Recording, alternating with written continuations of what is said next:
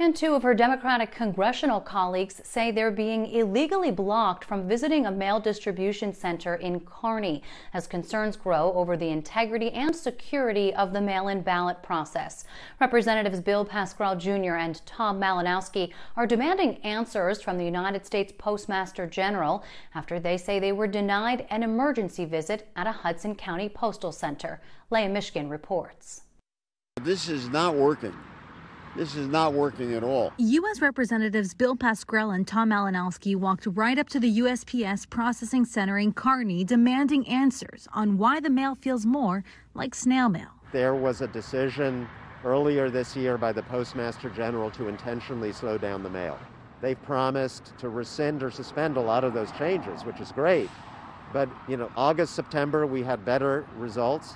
October, we're seeing once again a big decline. With the general election now just over 2 weeks away and the majority of New Jerseyans expected to vote by mail, these elected officials fear all ballots won't arrive by the November 10 deadline. In a letter to the Postmaster General, they pointed to the state's primary election, writing 9,550 ballots were rejected because they arrived after the one-week deadline following Election Day, representing over a quarter of all ballots rejected.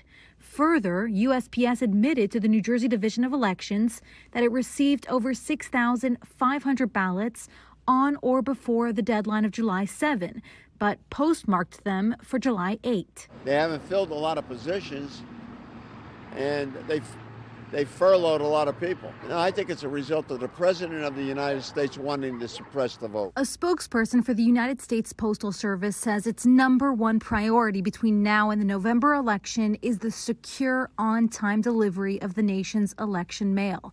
Adding in August, the Postmaster General committed to ensuring that additional resources would be made available in all areas of operations beginning October 1. The two elected officials say they've made several attempts to inspect the facility's mail handling capacity with their own eyes, but were denied entry. I know that the postal employees are doing their best. These are men and women of great integrity who are trying to do their job, but I want to hear from them. A USPS spokesperson says members of Congress who are on the ballot are not allowed to tour a postal facility within 45 days of a primary or general election, because it would place our employees at unreasonable risk of violating the Hatch Act. Adding, an online Zoom briefing session was held by Northern New Jersey postal officials for members and their staffs on September 17. The Hatch Act is a federal law, which, by the way, the president has been violating, that says you cannot conduct political activities on federal premises.